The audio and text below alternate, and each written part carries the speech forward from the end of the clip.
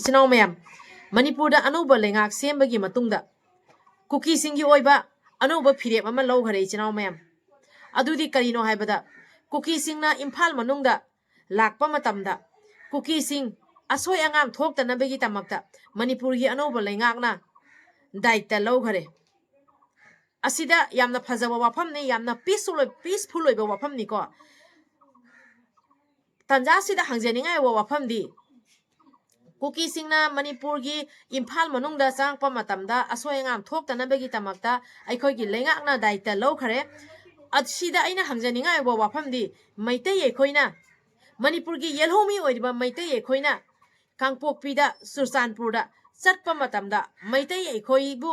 असोय अंगाम थोक्तनबगी तमक्ता दायित्व से कनाना लोबीदोरिबनो हाइबसे असि वाहंग अमोयना हंजगेबको येलहोमी ओइबा मैतै एखोयना मणिपुर मनुंगदा कांगपोकपीदा सुरचानपुरदा चटपा मतमदा असोय अंगाम थोक्तनबा दायित्व से कनाना लोबीदोरिबनो हंगैबो अफमसे करिगिनो हाइबदा खरनीगी ममांगदा करिसो मरान लेजद्रबा मैतै करिसो मरान लेजद्रबा मैतै मिचम मैतै नुपा अमाबु अदुकी मतिक तमथीना कुकी सिंगना कापगा हातखियाबा माकी नुपी अंगांग उनबा चचबा मैतै नुपाबु मरान लेजद्रबा मिचमबु कुकी सिंगना कापगा हातखियाबा अदुना हौजी हंजनिंगाय ओइबा वाफमदीको कुकी हाइबा कुकी सिदा करमाइना थाजादोरिबनो कुकी हाइबा कुकी असिगुंबा फुरुपसिना ngasi इम्फाल मनुंगदा लाकपा मतमदा असोय अंगाम थोक्तनबगी तमक्ता अखोयगी अनौबा लेंगाकना दायित्व लौखरेबा असोय अंगाम थोक्तनबगी तमक्ता अदु ओइरगदी मैतै एखोयना कांगपोकपीदा सुरचानपुरदा चटपा मतमदा मैतै एखोयसे असोय अंगाम थोक्तनबा दायित्व से कनाना लोबीदोरिबनो हाइबसे असि वाहंग अमोयना हंजबनीको अदुगा मुकमु मखा तबो वाफम खजितंगा हाइजेखिगे इचनाव मैम national highway Imphal to Dimapur lifeline ओइबा असिगुम लंबी से कुकी सिंगना होजिक तौनिंग तौरगा गाड़ी चथोक्सिन तौबदा अथिंगबा पीरिबा मैतै यावब्रायना थल्लगा येंगिबा अदुगुंबा नेशनल हाईवे ब्लॉकेट तौरिबा कुकी इलीगल इमिग्रेंट सिंगसिगी मथक्ता अहक्पा चैराक पीबागी महुत्ता होजिक इलीगल इमिग्रेंट कुकी सिंगना इम्फाल मनुंगदा लाकपा मतमदा असोय अंगाम यावदनबगी तमक्ता लेंगाकना येंजिनगनी हाइबिखरे यामना फजै मैतै एखोयदी पीसफुल पाम्बा अदुगुंबा फुरुपनिना थागचै अदुबो मैतै एखोयना ngasi कांगपोकपी चुरचानपुर फावरगा चटपा यादबगी फ्लाइट ता चलीबसे असिना कर्म मतमदा लोइसंदोरिबनो फ्लाइट टिकेट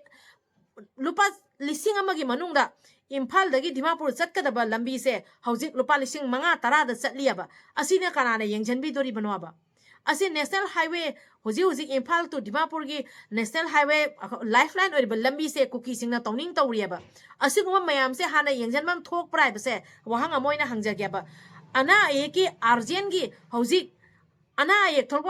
मतमदा अर्जेंट दा हुजी इम्फाल दगी गुवाहाटी चटकदबो ओइरो इम्फाल दगी दिमापुर चटकदबो ओइरो फ्लाइट ता चतोरेबा मी अनि होम टिकेट कलकपा मतमदा लुपा पैसा कयानोबा चंगिबसे अदुगा करिगुंबा कांगपोकपी चुरचानपुर फावरगा दिमापुर दगिना अखोय इम्फाल चलिबा इम्फाल दगिना गुवाहाटी चलिबा असिगुम लंबी से फाव तारगदी नेशनल हाईवे फाव तारगदी लुपा लिसिंग अनि हुमदा चटपा यारिबा लुपा पैसा दुगी ममलदुना हौजिक्ति लुपा लिसिंग यांखै हुमबु मथौ ताइबा मी अनि हुम चटपा मतमदा हंगत हंदा तौबा मतमदा अदुदी अनाबा लायंग नबा पैसाना कदाइनो इमरजेंसी तारपा मतमदा कदाइनो स्टूडेंट सिंगना करमाइना मपाना थोगा लाइक तमदोरी बनाबा असिगुम मयाम से हाना इंपोर्टेंट ओइरगा नेशनल हाईवे चथोक्सिन तौबा याद्रिबसिदा हाना अखोयगी सेंट्रल गवर्नमेंट अमदी स्टेट गवर्नमेंट असि चेंग येंजनपम थोक प्राइबसे आई वहांग अमोयना हंजगेना सि वाफम जे थमजबनी को कुकी सिंगने इम्फाल लाकपा मतमदा कुकी सिंगने इम्फाल लाकपा मतमदा असोगपन यावदनबगी तमक्ता येंजनगनी हाइरिबसे यामना फजै अदुबो ख्वाइदै अहम बोइना येंजनगदबदी इम्फाल दिमापुर गी नेशनल हाईवे लाइफलाइन और लंबी सिदा अथिंगबा पीरिबसे असी हाना येंजनबम थोक प्राइबसे वहांग अमोयना हंजबनी चनाव मैम फ्लाइट टिकेट ममन हुजी क्या यौरिगे अना ये की चटपा मतमदा इंगांग सिंगना student सिंगना मपान चटपा मतमदा flight नत्रगदी चतरेबा Moran लेजद्रबा मिसम Moran लेजद्रबा अखोयगी Meitei नुपाना इचम चमना माकी नुपी उनबा चलुब मतमदा कापगा हातोपियबा ngarang na hanta adu oiragdi kuki haiba furup sida karamaina thaja dori banwaba aduna khwaidigi maru oiriba khwaidigi number 1 Imphal dagina Dimapur satliba lifeline oiriba highway lambi sigi matangda hana kari tawsigi haina ekhoi leingakna asigi matangda hana decision lokhatpam thokprai base asi wafam se ina thamjabani chenau mem hauji lupa lising amagi manungda Imphal dagina Dimapur chatkadaba lambi sida hauji flight ta Imphal dagi Dimapur chatli Imphal dagi Guwahati chatli asi lupa kayagi senpham na base khanbioba nongma gai surga chara taliba ekhoi ne kramaina chattori banwaba nongma gina asonda nongma ine asona subham nongpham leisalaktare aduga lambi thong chatpa matamda su athing apan kaya sina lupa lising amada chatkadaba paisa sina huji lupa lising tara natragadi mi amagi chathoksin tobagi paisa na waktare asini isinaw mayam Kuki singna tangkhulgi yum kunma thoi mai thadokhreba ko Kuki singna tangkhulgi yum kunma thoi hena mai thadokhreba Kuki singna furup khudimakta onjalaga lan tawri asugomba Kuki illegal immigrants Kuki narco terrorists se terrorist ena lauthoga aikhoigi India manungdagi tandhok tribase kari yunai base wahang amoina hangjagyaba Kuki singna furup khudimakta onjalaga lan tawri Kuki singna furup kaya aduna lan tawri base karbi gi furup tasu Kuki singna lan tawri Dimasa dasu Kuki singna lan tawri Garo dasu Kuki singna lan tawri Jomi dasu Kuki singna lan tawri Mar dasu Kuki singna lan tawri Kuki singna lan tawri base furup kaya da lan tawri habda thadau dasu lan tawri aduga karam matamda lan se tawkhibano habse asi yengbiu ichinaw mayam ai haijarake Kuki na Marda 1960 dagi 1963 bau Kuki singna Marda landai adubu Kuki sing maiti kiaba aduga Kuki na Naga ichinaw da 1993 da landai adusu Kuki sing yam thina maiti ki ko adubu ikaiba khangde aduga Kuki singna thadau ichinaw dasu 1992 da Kuki singna thadau dasu landai aba asita nate Kuki singna Jomi dasu 1997 da landai base furup ti yamna yame Kuki singna Karbi dasu 2000 da landai Kuki singna Dimasa da 2005 da landai Kuki singna Garo da 2006 da landai adumaina Kuki singna meetei da 2023 da landai ko asidaina haijaning badi asumaina furup khudimakta onjala Kuki singna landari base asi terrorism gi thabak thawang natragadi karino aibase wahang amoina hangjagyaba asugumba terrorism gi thabak thawang toiba terrorist singsiga terrorist ne lauthok pidri base kari gino aibase wahang amoina hangjagyaba asi ekoi India gi law manungda yawbara asumaina furup khudimakta onjala ga mi gi yum mai thaba mara leijadraba misambu hatpa tuppa toriba asugumba terrorism gi thabak thawang toriba Kuki singse terrorist ne lauthoga karigino India dagi tandhok pidri base Manipur dagi tandhok pidri base se wahang amoina hangjage aduga huji Kuki singna Marda Jomi da thadau da huji leiriba Kuki gi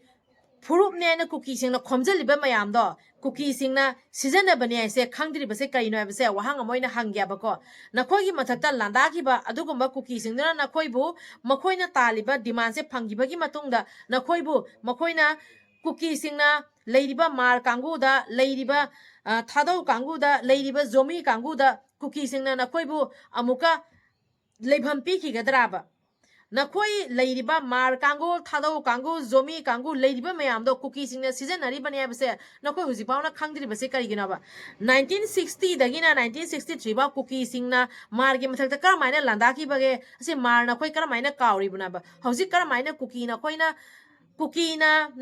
makhoi gi furup ne na chingchalaga nakhoi ne changi banwaba asi wahang amoina hangjabani ko nakhoi na makhoi Kuki singa pullaga so akhoi di kaisu mawa laude ko adubu nungai bi dabadagi haibi bani asumaina same to same thadau dasu Kuki singna 1992 da landai ko aduga makhoi na hujik taliba demand se phangnabagi tamakta Kuki singna thadau su Kuki gi manungda chingchaliaba ko ase thadau amadi Kuki gi warini asiga Kuki manungda thadau na channa leiningdra sidi akhoi khangjadre aduga Jomi dasu sum Kuki singna 1997 da Jomi dasu sum Kuki singna landaya bako ado idi Jomi na karamaina huji Kuki singi marakta changchalaga leiribano sisu angakpa amani tautabu nakhoi di ok ama katlaga ok ama puthoga sum yana bani ado nakhoi gi wari oiramasu yai ko ado aina haijagadabadi illegal immigrants tanthok paise akhoi India ki khwaidai chauraba achauba akhoi India na khwaidagi number 1 oina lokhatliba huji थौदांग से illegal immigrants तांदोकपनेबा अदु ओइरगदि central government ना illegal immigrants सिंगसिना terrorism की थबक थवंग तौरिबा असिगुम्बा cookie सिंगसे करिगी होजिक फाउदा तांदोक्तरिबनो आइबसे वहांग अमोइना हंगजागे Asita नते लैरिबा फुरुप खुदिमक्ता जोमीदा landaba asita natana karbi dimasa garo meitei punamakta kuki singna landaiba hujik amukamuk aikoigi leiriba tangkholi chinau singi yum kuki singna mai thaba horeyaba asuk yamna usitriba illegal immigrants kuki narco terrorism se maru phukna muthatriba se kari guna base wahang amoy naina hangjabani chinau mayam aduga nakana maronda mui chinau mayam central force mayamna duty lakwa matamda kuki nupa mayam amana makhuta khulai pairaga kuki nupa mayam amana makhutta khulai pairaga labida kumdharaga central force singdu athingba pigi leitanda kuki singna irang haugalakpa matamda kuki singna maran lejadraba micham kayagi yum kai mai thadorokpa matamda aikhoigi leiba central force mayamna duty on duty lakpa matamda kuki nupa mayam amana makhutta khulai pairaga aikhoigi central force singdu duty tawbada athingba pigi asi karino haibase wahang amoina hangjage aikhoigi central government da so hangjage amadi state government da so hangjage illegal immigrants kuki narco terrorist singsibu ahakpa chairak pibiu haibase asisu wafang amoina mayangi afamda pari mom channel sibu yengbiriba mayam punang pui kai khumnajari channel mem ngasi mayangi afamda wafam khajitang thamjabani mayam nasu loina taram bani na khanjai koi channel mem ai video su sang naina thagat pangamde adubu ngasi di aikhoigi leiriba anoba leingak semi basina aikhoigi imphal manungda kuki singna lakpa matamda